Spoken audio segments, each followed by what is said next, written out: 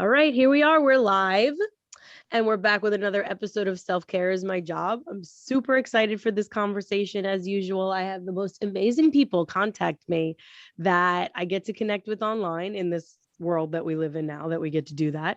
So my guest for today is Jillian Lama. She's a life coach and a weight loss coach. And we're going to talk about food and our relationship with food.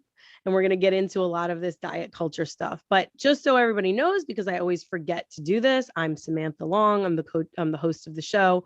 I'm a yoga instructor and a self-care coach. And I mostly work with moms on prioritizing their self-care because, apparently I like a challenge because it is very complicated. And Jillian, I'm sure you're going to tell us a little bit about yourself. So I'm sure you can relate to how this can get a little interesting as a mother when you're trying to prioritize the needs of a whole household and you're trying to also prioritize your own needs. But that being said, tell us a little bit about you, just in a nutshell, where you're from. I know you have a almost 1-year-old. It's very exciting. So tell us a little bit about you and potentially, like how you came to do what you do now, why it is that you landed where you landed. Yeah, absolutely. Well, thank you so much for having me. I'm so excited to talk about this because when I was looking at your website and everything, looking at how you even mentioned self-care is not just bubble baths and doing your nails. And I think it is so true. Like it goes so much deeper. And we'll get into all of this later, but I'm just like, yes, like that's my jam. And I think that's a really hard time that we struggle with as women, as well as moms, as wives. We can feel like, well, I have to fill my cup so that I can fill others. Like the whole point of me doing self-care is so that now I can turn around and give it all away, versus like just doing things for myself and really looking at what do I love? What do I enjoy? How do I prioritize? Like, what is the most important thing to me? And really looking at self-care can be different for everyone. So I'm so excited to be here and to really unpack and talk about this. So yes, I am a life and weight loss coach. So I focus a lot around the mindset that we have around food. So really changing our relationship to food, to body, to the scale, to the number that we wear, the size of our clothes, and ultimately changing our relationship to ourselves, which looks like, how do we talk to ourselves when I pass my reflection in the mirror, when I step on that scale, when I make a mistake, when I trip over something, when, the dog snaps at the baby and I'm thinking like, and I lose it.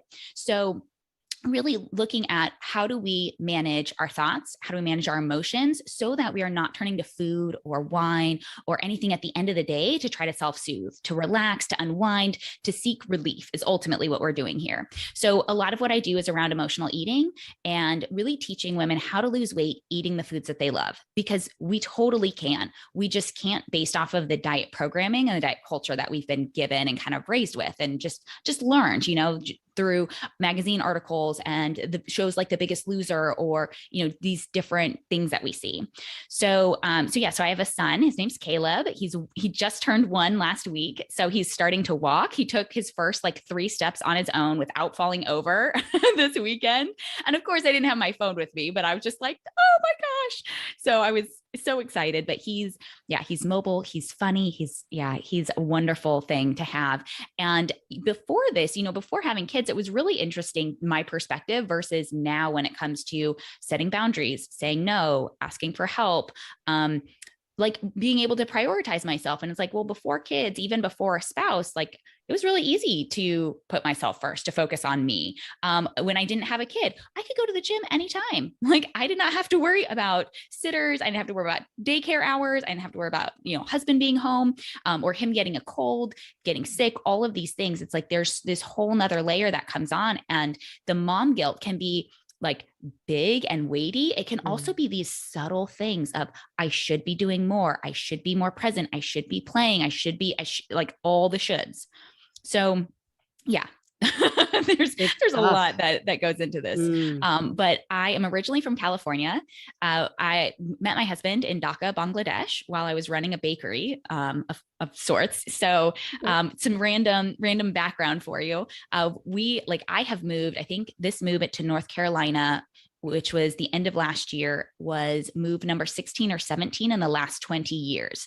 And that's like moving states and moving countries. So we move a lot. And one of the biggest things is we kind of build routines and then they break or they fall apart, they shift, we have to change them. And so really learning how to not make things a problem has been a big key, is looking at like, this is going to be the routine for now, and then it's likely going to change. And it, might be a routine for 6 months, 12 months, and then I've got to figure out a new routine. That is not a problem. I'm going to keep focusing and looking at how do I make things work. And so I think it's really important and like so great to have these kinds of conversations and to be talking and collaborating. And if you are in, if you're watching or listening, being able to reach out and get support and ask for help when you feel like you're struggling and you don't know how to balance things.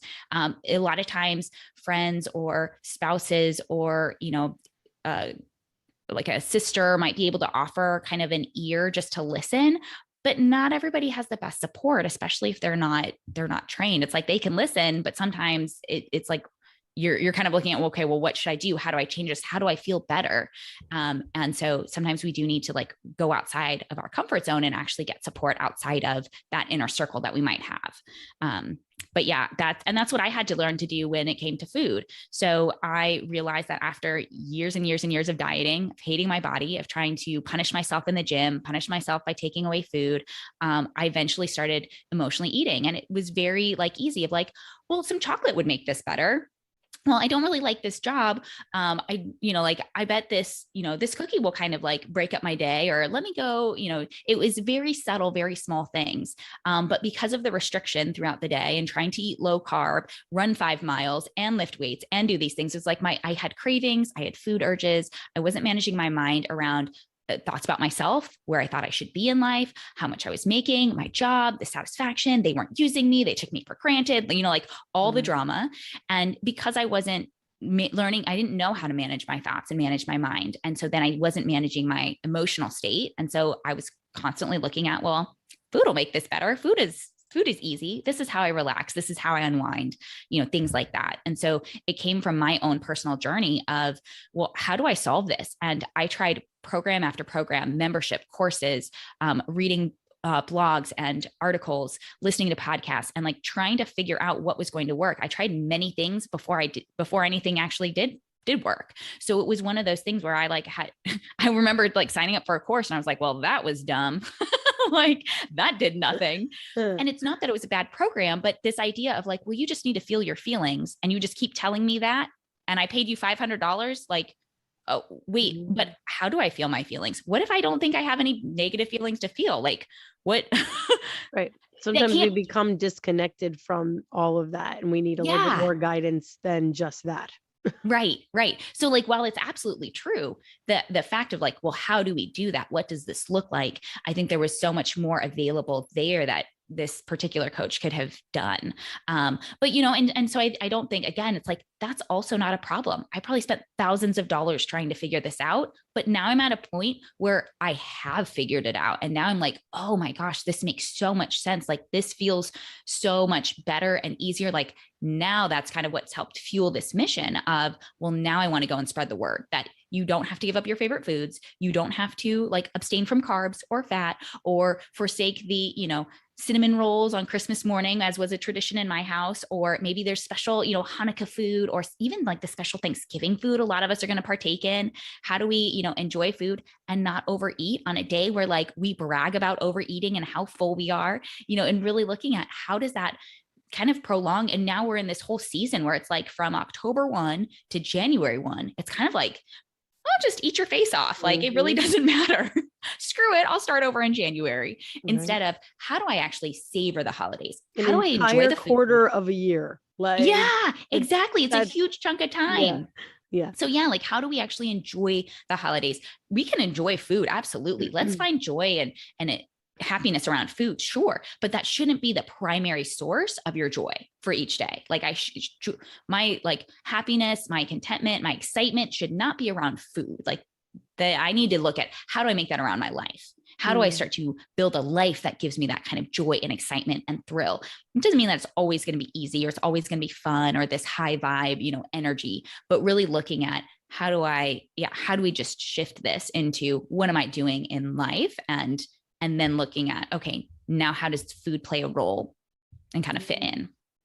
Yeah, it's so important. I mean, and you hit on, this is one side of it, right? Is like you said, how does that indulging fit in, and where and when, and being comfortable with that and not shaming yourself around it.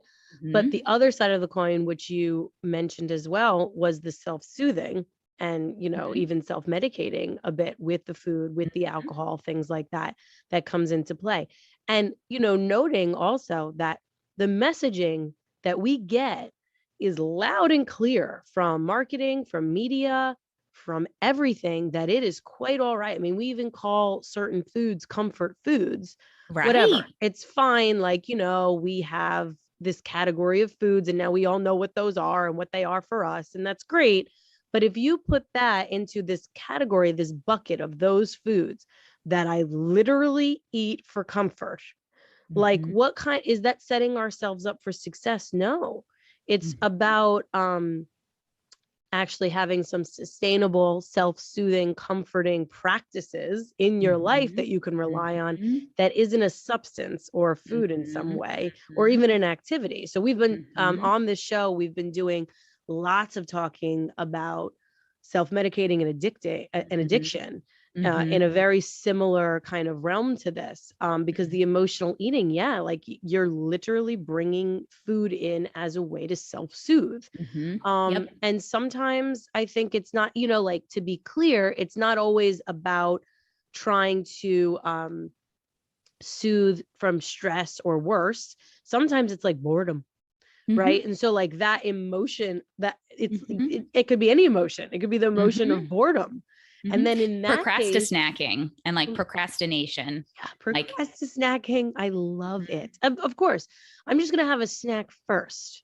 And mm-hmm. then, and you know what I think that comes from, at least for me, and I have a feeling it's probably not just me, is that sense of overwhelm that comes over me when I have so many things that I could or should be doing, that Yes. I literally don't know where to start, because I, Yeah. actually technically need to go meditate for 5 minutes so that Yeah. I can get clear and know exactly what the next step is for me, which will do that for me literally in that 5 minute span, as opposed to saying, well, let me just have a snack or have another cup of coffee or whatever it is, Uh-huh. until it comes to me what what the next thing is going to be on this atrocious to-do list that I've created in my mind, which half of it is probably unnecessary in the first place.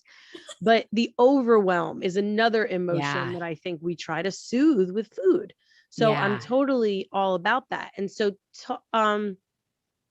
you touched on what self-care is not, right? And how you're Uh-huh. in agreement with me, right? On the fact that, like, we're also sold this concept of self-care. So what is self-care to you? And I'd also love to know, because I know you tend to talk about the relationship between your food habits and your self-image, right? Mm-hmm. So what is self-care to you, and how does that relate to, like, either self-image or self-love or Mm-hmm. self-worth? Mm-hmm.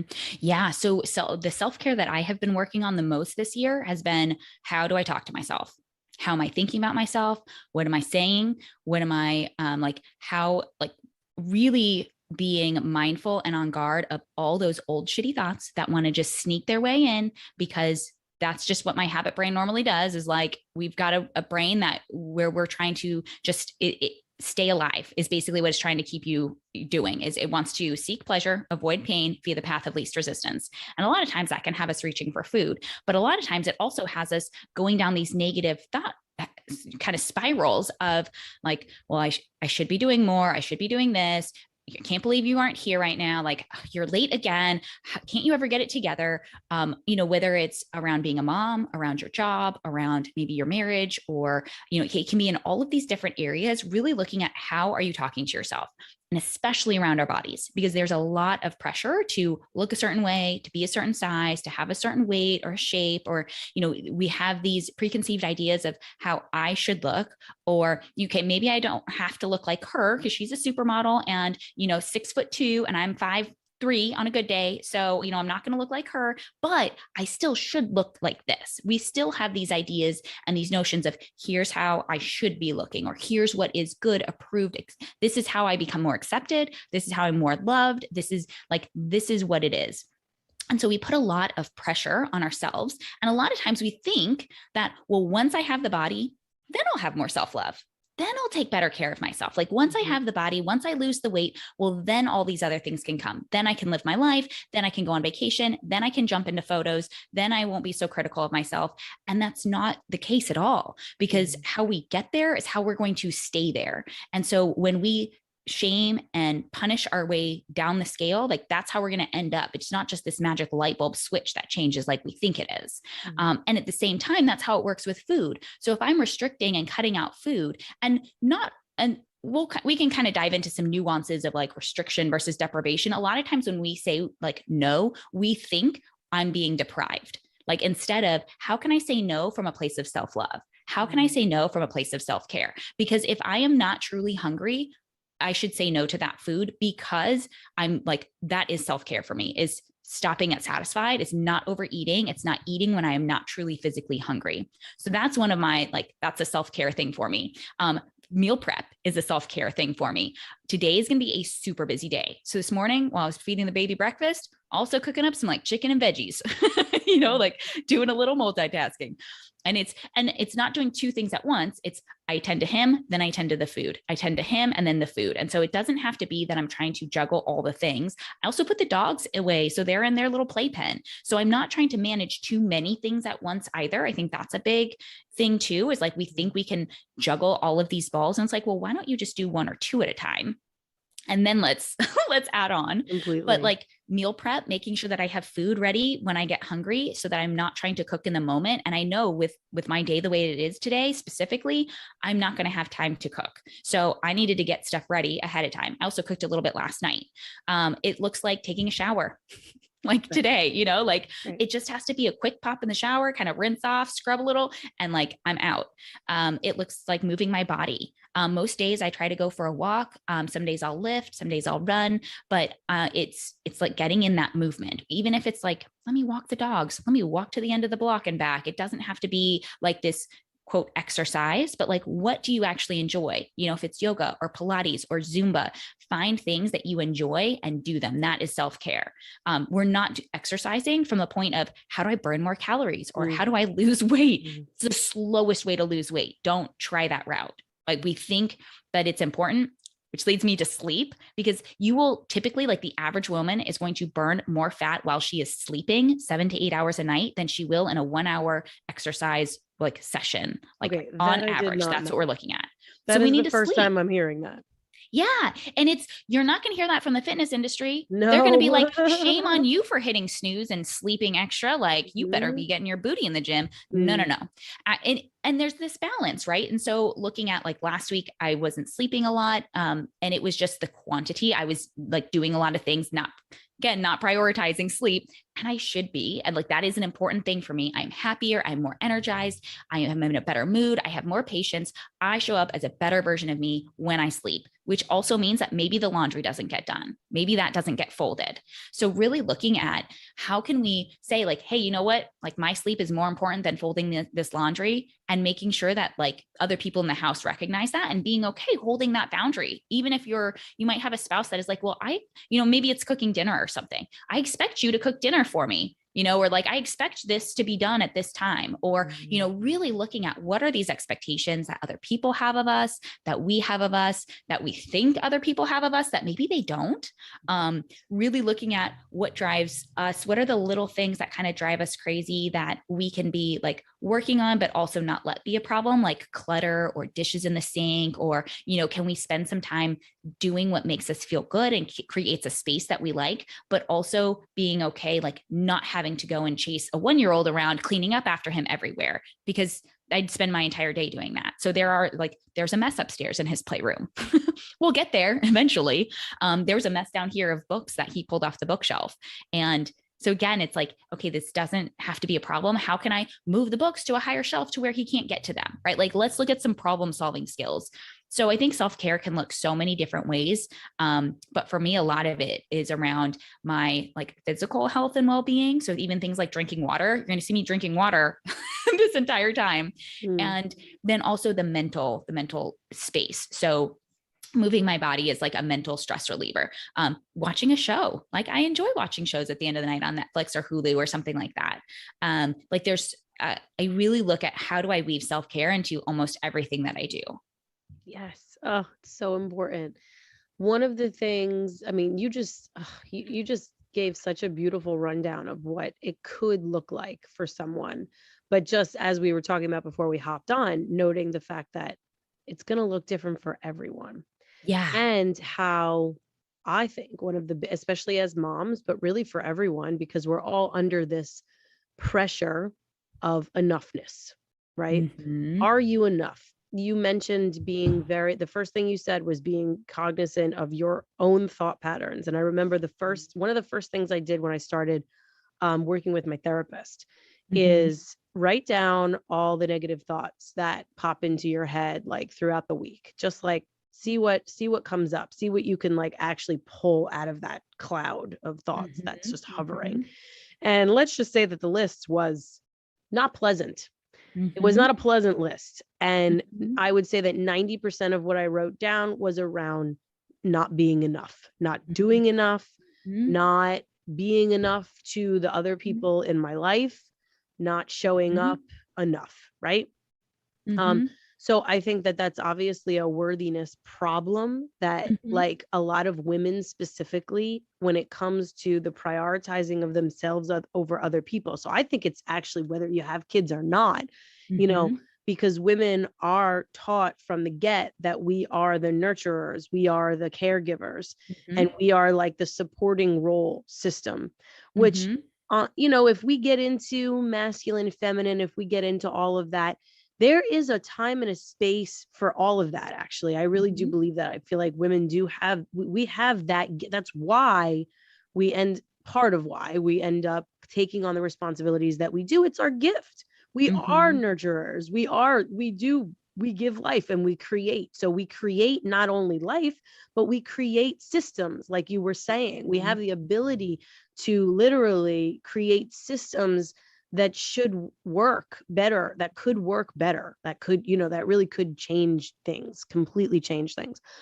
So that's why we have the responsibilities that we have. It's just a matter of whether we can understand that we're much more than that. And that regardless of whether we fulfill those, tick off that list of tasks, and whether we check off our to-do list, and whether we fulfill our expectations, like you said, to the rest of the world, we're already enough. Like, because we're here.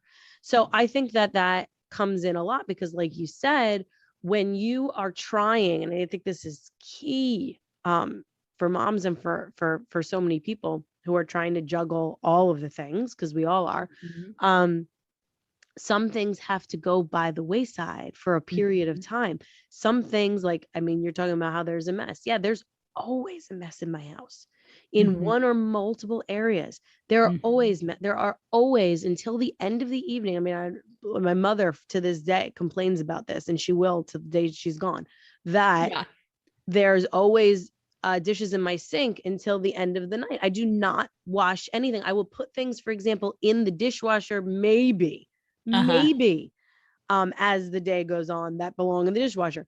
But there will always be dishes in my sink until the end of the night when I am ready to do them.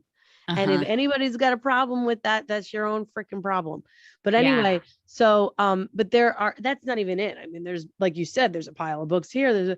And it's about how do we take the expectations that everybody has put on us about having like this perfect, you know, perfectly neat home, for example, and having that be one of our core responsibilities throughout the day. How do we take that and say, do I want this or not? Was this given to me? Is this my own shit? Or is this somebody else's shit? And saying, okay, well, this is somebody else's shit. Now, I understand that there's a period of time where I might need to take that. This is part of my responsibilities. So I'm going to put it in where I can put it in. But as a nurturer and, and as the caregiver, who's taking care of us? Nobody is coming. Nobody's coming like, we don't have, many of us don't even have a partner who will come and take care of us. I happen to be really lucky that I have a supportive, husband who will check in with me and stuff. A lot of women don't. So I always like to bring that up because it's like this real shit that we're all dealing with that people don't talk about enough. And I like the fact that you were talking about the expectations. If we're literally living to fulfill the expectations that have been laid out for us our entire lives, and again, this is everyone, if we're living for that, then we don't get to do any of the things, like you said, that make us happy, that make us feel good, whether it's mentally, emotionally, or physically. So we don't get to self-care at all then. We just say, oh, okay, and we give it away. So you really have the ability to take back your control when you say, maybe set those boundaries, as you were saying, which is so important. Well, it's interesting there too, real quick, is like the expectation that you're going to eat food, that you will clean your plate, that you will eat this food because I made it for you, that it would be rude not to. So we have a lot of overeating habits and patterns that stem from these thoughts of what's expected of me. I don't want to hurt their feelings. We try to take responsibility for how other people feel. And whether that was something we learned as a child was like, you made mommy upset or you made daddy mad, it might have just been something that you grew up with, and it's simply a thought error, right? We don't have to bring down wrath from God on them because they, raised you with this idea. They knew what they knew at the time. Yeah, exactly. Right? And so now we get to look at, okay, is this serving me? Does this work for me? And as we get closer to the holidays with Thanksgiving, Christmas, Hanukkah, holiday parties, wine, champagne, people might, be like, well, here, I made this pie just for you. I made these cookies. Here, take some. Or, it's free. Somebody else is paying for it. It's an open bar. Well, you better get your money's worth out of it. Don't even get me started on the buffets, The stories. Yeah, exactly. How about we just eat for, not for getting our fill or enjoy, but there should be an element of enjoyment to it, but we're eating to sustain us. We're eating so that we feel good, right? I love that. It's so important to talk about at this time of year. So let's actually stay on that, because we were just talking before we popped on about how we're both on the same wavelength of this being like that time of year, like you said, an entire 3-month period apparently between October and the end of the year, where we're just like, F it, we're going to indulge, because why even bother thinking about it too hard with all the holidays and stuff until January? And then there's this immense pressure that you're already thinking about. Probably you're already, quote, mentally preparing yourself, but you're not, you're actually stressing yourself out because that this big deprivation period has to occur in January. So now you're not only indulging, but you're stressing over whether or not you're going to be able to make this change happen at this period of time. And the truth is, this is my take, I think that you need to listen to your body. And one of the things that I won't go too much into it, but with yoga and meditation are two tools that I talk about all the time, as far as being actually able to get out of your head, inside of your body, so that you can remember how to actually hear your body's cues. You talk about intuitive eating and stuff like that. This is the way that is naturally evolved for me, without, the help of a coach or anything like that. I was able to actually, and we're talking about years of practicing yoga until I hit that sort of that level of evolution that comes from a yoga practice that's somewhat consistent, where all of a sudden I was way more in contact with my fullness. And I remember noticing when it switched, having a meal. It was over the course of a couple week period, where all of a sudden I was like, I'm just going to stop. I'm legit full, and had not realized until that sort of transition that yes, that I had all of these stories about cleaning my plate and about how you got to have your protein, your starch, and your vegetables, which obviously to some extent, yes, you want your food groups, obviously, but how, like, you had to have your starch. Like, Yeah. had to. I'm like from an Italian family, like, and Yeah. really, and so, and then there was a period of time where my husband would go, yeah, just make double veggies. Like, you know what I mean? Like, we'll eat it. Like, we're good to go. Like, we don't need it. I Yeah. mean, you have it sometimes and you want to fulfill all the nutrients that you're trying to get in, but realizing that I'm like, on just attached to these stories that you're like, okay, Yeah. but my body and the cues and the sensations that are happening inside of me right now that I could finally feel and hear and listen to are telling me that I'm freaking full. So I'm going to Yeah. stop. And one of the things that happened immediately was this lessening of belly bloat, because then you're having like that indigestion of being like the food's up to here and your stomach is swelling. And it's like this whole operation that we deal with every time. So not to get on a tangent about that, but it's really, it has to come from a form of self-care that is going to allow you to reconnect to that. We were already talking before about how sometimes it's like, okay, fine. Like, I need to watch, we don't want to say watch quantities or anything like that, or like give ourselves like these limitations and this stress around it. But I need to be, I could be more intuitive about the quantities that I'm eating and what I'm eating and how that thing makes me feel, but how.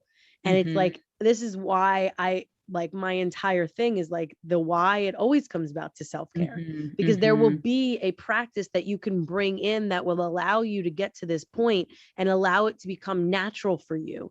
But another thing that I think people struggle with is like this quick fix mentality. So that takes time if we want sustainable results like that, because they're literally coming from inside of you. And even like you're talking about how, you spent lots of time and money, but that was your process because you were learning along the way, and Absolutely. you were on this journey of getting to a point where you connect, where you, like you said, you connected all the dots. So we get so frustrated and we tend to give up, and then we allow that stress to actually probably take us further into our emotional eating, or throw our hands in the air and just get frustrated and our nervous system takes over, and that's it. But can we be patient with ourselves? I mean, it's so Yeah. important.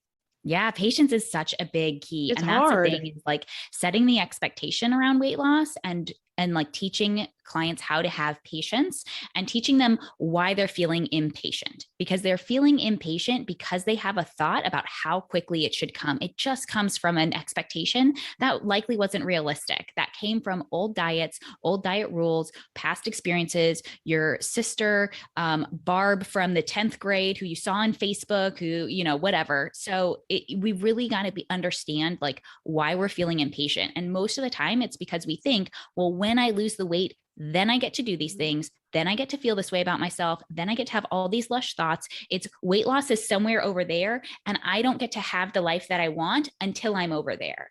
And so it's, how do I start to, whoops, just knock the mic. Sorry. I talk with my hands sometimes. So how do I bring my life to me? How do I start to live the life that I want now while I'm losing the weight? How do I start talking to myself better now as I'm losing the weight? How do I start to dress and be fashionable and stylish and come into my own now? Like, even if I still plan on losing 20, 30, 50 pounds, like I remember so my son was born in the beginning of November. Last year, I hadn't quite lost the baby weight in December. I'd lost like 20 pounds, still had 5, but like it was more proportions. So still felt like had a bit of a muffin top, still had a belly, some love handles. I wasn't near where I was prior to getting pregnant. And that was okay. I went out and I bought a nice pair of jeans for Christmas. That way I didn't spend the entire like December and January months in just yoga pants and feeling like this is all I can wear and feel comfortable in. So I went and spent $200 on a pair of jeans that are now way too big, but that's okay. We might have, might have more kids. I can always gift them and give them to somebody. And for me to have jeans that were cute and that looked good, that felt good on me, it was so, so important. Like, that is an act of self-care. It's not trying to fit your body into a certain size clothes because you think that's what you should be doing, because you have guilt around spending money on a piece of or clothing that's only going to last you for a couple of months maybe, but like actually looking at, well, what, how what fits now? Like, wear the clothes. Yeah. There was another piece in there that I was going to go, and I totally am blanking on it now, but It'll but come I to think, you. with the food piece too is, so I do set some limits for myself in terms of how much and like the quantities of what I will and won't eat. So I noticed that I can do like one protein bar, one cookie, one, like I've limited, like I get one, bowl of ice cream, and that's my number. I sometimes have urges and desires for more, but I know that I'm going to feel better. I'm going to like maintain weight because now I'm in maintenance. I'm not losing. So I'm going to enjoy my body when if I stick to that one protein bar a day. And it's not coming from the place of, well, I only get to have one. It's no, I get to have one and I'm going to enjoy it. I'm not just going to chow down before a meeting because I'm hungry. I'm actually going to wait until I'm truly in the mood for it, and then I'm going to eat it. Otherwise, if I'm just like, nah, whatever, I might eat 3 or 4 during the day. And then it's like, okay, well, now I'm not eating as many vegetables. I'm not getting in my water. I'm not eating as much protein or fat, or I'm not getting in more real food that I want to be eating. And so I don't think there's anything wrong with setting quantities or amounts. The question is it from a place of self-love, or is it from a place of, well, now I'm deprived, or the scale has gone up, so now I can't eat these things. I see this a lot around fat and carbs. These are, or sugar. These are some big villains of the diet weight loss world. So really just looking at what's your thought process in your relationship to it. And this come from years of working on my relationship to food, to sweets, to carbs, not having anxiety around eating carbs anymore, like really understanding that this is part of how I feel satisfied and good. And also knowing like, hey, if my husband orders a pizza and the slices are like the size of your head, I could eat half and then also have a salad, some veggies, Right. chicken, like something else. I don't have to eat. Like I'm very mindful of like, do I feel energized? Does this make me feel good? and finding that balance, excuse me.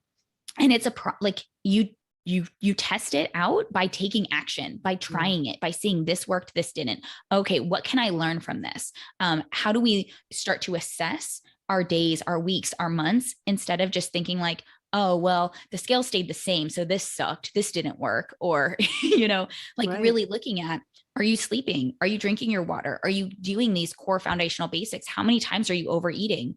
Are you even making a plan? I noticed that instead of like planning out what I was going to eat throughout the day, or like if I planned, I might only follow that plan 40% of the time. So then it's like, okay, now there's this disconnect, and it's showing me where my food rules are. It's showing me that I think I should be eating this, and actually what I really want in the moment is this over here. So how do I sync these? How do I align these two? Like that, I think is a great benefit of looking at making a plan for the week or a plan for the day, because it gives you some direction and intentionality, and it shows you where you may be off the mark, or where these old food rules might still be lingering, because there's a lot that we can have a hard time giving up. Yeah. That's so important too. I mean, it takes out the shame of this, because when you are setting up a plan for yourself, or you're, trying a new program or whatever it is, right? And you're not able to stick to it. It really, ideally, it could be something like, I need to reevaluate because this isn't working for me. So I need to reevaluate when I'm eating, or when I'm eating at what times of the day, or whatever it is, to properly like quench and satisfy myself without throwing in the hat, right? Instead of, I couldn't stick to this, so I suck. So I'm terrible. Yeah. What is wrong with me? Yeah. Because, and that's exactly the piece that I was going to bring in here, is like where stress comes in, and how it's like less talked about, right? But like stress is like literally the epitome of not only going to like have the opposite effect. You have the whole concept of the cortisol levels rising and the belly fat increasing, or whatever it is, but it's not just that. It's the fact that stress is going to affect everything physiologically in your body, and you're just going to not feel as good. And then we're going to emotionally eat. So we have this cycle that happens. And sometimes, hey, like that's not obviously not the only stress that's going to come into our space throughout the day. So we have that piece that we have to be mindful of, like the outside stress versus the internal stress. Outside stress, you have sometimes less control of. The only way, right, that we can control that is by setting boundaries, right? Or asking for support in areas to manage the things that we can't necessarily throw out as 100% no, right? But then what you do have control of is the internal stress. We have control, like you were saying, of the way that we talk to each other, the way that we respond when there's something that's not working for us. It doesn't have to be. A lot of us, unfortunately, are in like kind of a trauma cycle where it is very hard to not respond with "you suck" or "there's something wrong with you." But that's where self-care comes in. We have this ability to notice when that is happening. Like, what level am I at? Am I at a level where I just have a lot of these body image slash eating patterns issues that I'm finally ready to address? Is that my level of self-care that I'm going to tackle right now, that I'm going to go all in on? Or am I at a level of like, holy shit, like I have a hard time controlling the way that I speak to myself. And do I need therapy? Like, do I need to actually address that elephant in the room? Right. And just bringing in the fact that like, that's why self-care can be this like big overarching, like massive thing. And it's all the things that are going to come in to help you. If you're patient, it's going to allow you to come to a space where you're not judging yourself constantly. Perhaps you're not in constant judgment of yourself. So whether that is going to allow you to be a little bit more kind in whatever the approaches you're taking to your dieting, or whether that is just going to lower your stress level so that you don't constantly feel the need to self-soothe with food or other. Yeah. And there's two approaches that I take when it comes to something like stress. So we can look at how do we change our response to stress so that we're not reaching for food, we're not reaching for alcohol. So we can, learn how do we say no from a place of self-love? How do we say no without just throwing a fit in our heads and like feeling deprived and restricted, but then also looking at the stressors and those causes and looking at how do I not feel so stressed throughout the day? How do I manage my mind about these different events? Because stress is not a circumstance. It's not a situation. It's not an event. It's not having a busy calendar or a kid throwing a tantrum in Target or, it's not these other things. Stress always comes from our thoughts, and that's what we can control. And so if we take control of that, because, I could be doing renovations on my house and somebody could be like, that sounds so stressful. And I'm thinking, oh no, it's a piece of cake. It's a breeze. Like we all are going to have different responses to different things. We'll have different things where we feel stressed, and we've got to look at how am I creating the stress? How do I take that temperature down? How do I work? And there are times where we want to change or amend, adjust the circumstance, adjust the situation. But then we can also look at how do I just change my response to it? How do I change the way that I'm thinking about this so that I don't feel so much stress, so that I'm not trying to self-soothe with cookies at the end of the night? So there's kind of these domino effects of, let's just start somewhere. There's no right or wrong. It doesn't have to be first this, then that. Most of the time we kind of work backwards is how I work with clients. We start with the food piece. Let's look at that. And then now let's go back into your life. Let's go look at your entire day, because you start talking to yourself in a very stressful, hectic, chaotic way, starting at 8 a.m. in the morning. Of course, you're going to be looking for wine or cookies or chocolate at the end of the night, trying to relax. Like when you spend your entire day doing that. So yeah, really just being aware and conscious and taking that time, like you had mentioned earlier, to meditate, to pray, to just do some deep breathing and just think for a minute. Maybe you just need to breathe and like make a list of, okay, here are all the things that I think I need to do or that I want to get done today. What are my top, 2 items? What are my top 3? What is the number one most important thing that I get done today? And really getting okay and comfortable and still being enough if you just get that one thing done, that you still did enough if it was this one thing, that it was still enough, even if there's still 15 items on your list. So I love how you brought up the enoughness. I think that's something that if you you have it in one area, you likely have it in other areas. So if it's, I'm not thin enough, it might also be, I'm not smart enough. I'm not good enough. I'm not, that kind of enoughness plays a role in everything that we do and how we show up. And we can often look for our job to make us enough, how much money we're making, our house, our car, our bodies, like how thin am I? All of these things can play a role versus like really learning how do we show up as we are enough now. And that's still something that like, I think I'm constantly learning and growing and evolving in this new thought and process of what does enoughness look like for me? How am I enough today?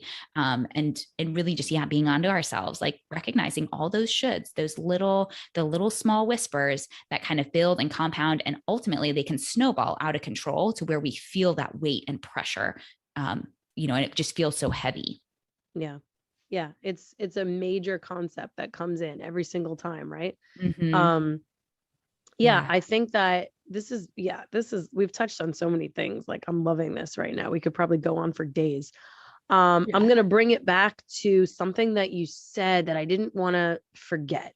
Of course, bringing it back home to self-care. Right. But especially as two moms, right. Chatting about this, how complicated it can be to fill all the boxes. I mean, I know that very early in my motherhood journey, what I would do is especially having left the corporate world and not having that salary and those meetings and that title to validate my enoughness and to validate my value in life.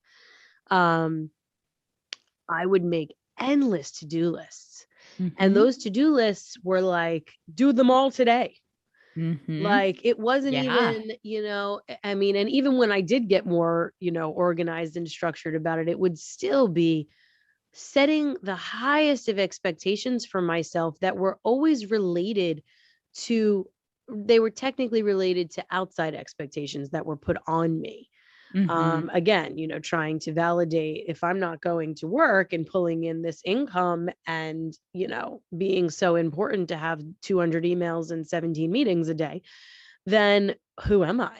Then what am I even doing here? And it is interesting because I feel like every mom that I talk to will be in agreement with me. Then we also have the story of, well, you're a mother, it's the most important job in the world, but it's also the most thankless and the thing with probably the least tangible results that you're going to ever really get real tangible results. It's one thing where you have these moments, right? Where you're like, oh, my kid, like you were saying, like your kid took his first steps and it's like, you have moments. But on the larger scheme of things, it's very complicated to see the fruits of your labor. So you don't have this, and especially because it's like this ever evolving process. Like we're not chiseling away at the perfect human. We're not like creating a sculpture, like chiseling away this perfect human figure. If anything, that would be very problematic if you're taking that approach, because you're guiding a human that is its own person, that is totally outside of you. It's going to do its own thing.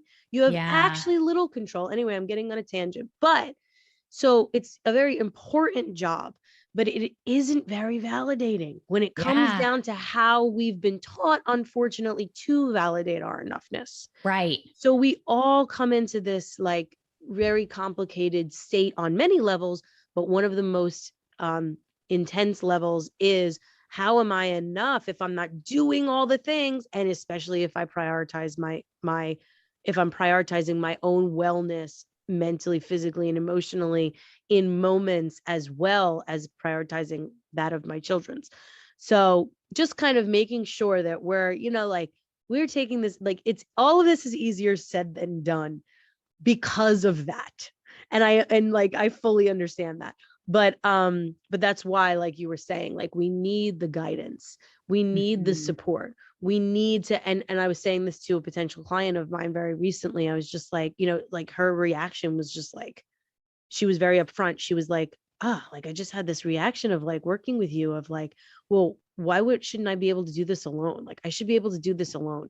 Like, like, why do you need help? And like, she was just very forthcoming with the fact that was her like visceral reaction about working together. And now we're going to be working together. But I was just like, we're not meant to do this alone. We are Mhm. not meant to do this alone. It's another story we're told. You're on your own.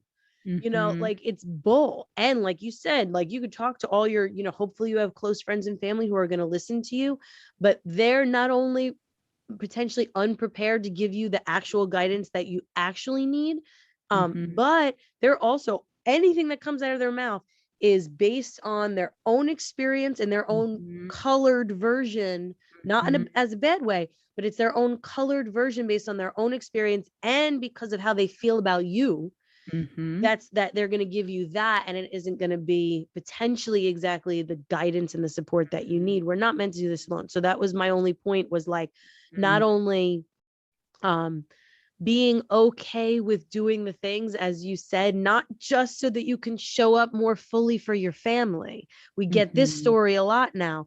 I get that there is a part of that, and there is a lot to prioritizing your self-care as a mother that does translate to your family. But we Mhm. do that more as a way of modeling than Mhm. so that I can be the best mom that I could be. I'm going to take care of myself. No, because Mhm. what that is doing is just going back into the realm of whether or not you're worthy of Mhm. taking an hour to go take a yoga class or whatever it is, whether Yeah. you're deserving of that just Yeah. for you. You absolutely are, but we have a Mhm. hard time. So I apologize for taking this Mhm. conversation so deeply No, into the level of enoughness, but I really think I that it love is it. so connected. So thank you for saying what you said about how it isn't always just so that you get to fully show up, right, for everyone else Mhm. in your life. It could simply just be for you. Mhm. So yeah, I want to invite you to just give me any last important thoughts that you want to throw in here before we end our episode. But I appreciate everything you've been saying so far. Yeah, no, this was wonderful. I know I was like taking notes and have so many, yeah, it just kind of brings up so much because it's like this is the foundational piece. If you want to do anything, if you, different in your life, if you have goals, if you have dreams, if you have a vision for where you want to get to, you need to start with self-care. It looks like prioritizing things that are important to you, looking at what can wait, what gets taken care of today, what needs to get taken care of this week, what maybe this month, like it doesn't have to be an immediate urgent thing, but really looking at for your own sanity. Like for me, I like to declutter on a daily basis because that makes me feel good. I don't bitch and moan about it. I'm not like, well, my husband should be able to put his friggin' shoes in his shoe bin. Like, damn it, I've been there, but I look at it, no, having a clutter-free home makes me feel good. I'm going to do this. I'm going to take 5 minutes, and whatever I can get done in 5 minutes is going to be good enough. And then we move on. But Right. really, like looking at what are your interests? Where do you want to go in life? Is it that you want to, take better care of your health? Do you want to lose weight? Do you want to start a business? Do you want to get a promotion? Do you want to go back to work? And having this, like having these hard conversations when they need to be had with other people and being okay with that. That's another form of self-care, is not letting everything stew and bubble under the surface, but actually having a loving, heartfelt conversation that may feel really difficult and uncomfortable in the moment, but is ultimately going to get you where you need to go. It's going to help put you on that path and trajectory forward. So self-care may not always feel fun in the moment. It may not always feel like it might be the end result that we're after, not necessarily the process of getting there. Yeah. But we can look at a lot of things and do them from a place of self-care and self-love. And when we start to change our mindset around it and the approach everything that we do from that perspective, that's when I think we can really change our outlook on life, and we ultimately start to change like our feelings about ourselves. Yes, completely. So important. It starts and ends and starts again with self-care every single time. Mm-hmm. And just Mm-hmm. also acknowledging the fact that we're always going through different seasons and different phases in life. And Mm-hmm. there are going to be moments where we forget our self-care practices and we get thrown off slightly. It's the Mm-hmm. ebb and flow. It's Mm-hmm. natural. Yeah. And not being, in this state of guilt and shame every time that happens, just being able Right. to acknowledge it and reboot. I mean, and Right. that being said, that's what actually my plan, because I have a probiotic regimen that it's Mm-hmm. called Amare, that I is probably one of my like main things that I suggest to people for mental wellness specifically, because it has to Mm-hmm. do with a lot of different systems in our body. But I'm doing a reboot there's like sort of like a 4-day cleanse. It's an eating cleanse, but there's a reboot system that I'm like starting December 1st. Again, I am technically waiting until after Thanksgiving just because I think it's good timing, but I'm not waiting until January because once December comes, I'm going to have so much going on and I want to feel good. I want to get ahead of it. I don't want it to be like urgent stress, right? So, you know, we can reboot at any time. Any day, any moment in the middle of the day. Oh, I became aware of what's going on. Or maybe it is a few weeks of just being like in that ebb state. And then we come back into our flow without shaming ourselves or anything like that. So I appreciate you mentioning that. And I appreciate you. Thank you so much for joining me. Do you have anything else? Why don't you tell us if you have anything going on that we should join you or check out, or where we could find you online? Yeah. So you can find me at bodyyoucrave.com. I've got a podcast also called Body You Crave. And then I have a 60-day food and self-love journal coming out, also called Body You Crave. So the best place though to kind of connect and stay on top of that is through the website. And then also inside the Facebook group called the Body You Crave Community. And that's another place where you'll get updated on everything going on. So we're doing a 30-day challenge right now through November, really focusing on the basics of, can I make a plan? Can I eat when I'm only hungry? Can I stop at satisfied? What's really getting in the way? Because it's a simple process, but it's not always going to feel easy in the moment. And so that's part of what we do, is really focus on, how do I make this feel easy? How do I make it feel fun? How do I make it effortless? All through the holidays, while you're traveling, when families visiting, when, you know, there's different events, there's extra food and wine and drinks. Like, this is what it's all about, is doing it through life. Like, if you cannot maintain your weight loss through the holidays or through certain periods, like, it did not work and it's not meant to work. So let's find a process that does work for you. So that's my big main message. But those are all the places. I'd love to have you join me. And super fun. Yay. Thank you so much for joining me. I might be popping into that challenge. That sounds amazing. Yeah. Thank you. Well, yeah. Thanks again for having me. This was so wonderful. Yeah. Okay. Hopefully we'll talk again soon. If you're listening to this and you loved everything and you want to keep following, don't forget to follow Self-Care is My Job or subscribe on YouTube, and then also follow on Google Podcasts, Spotify, Apple. Don't forget, we need your support, and share with your friends. Again, Jillian, thank you so much. And hopefully we'll talk soon. You're the best. This is amazing. Thank you.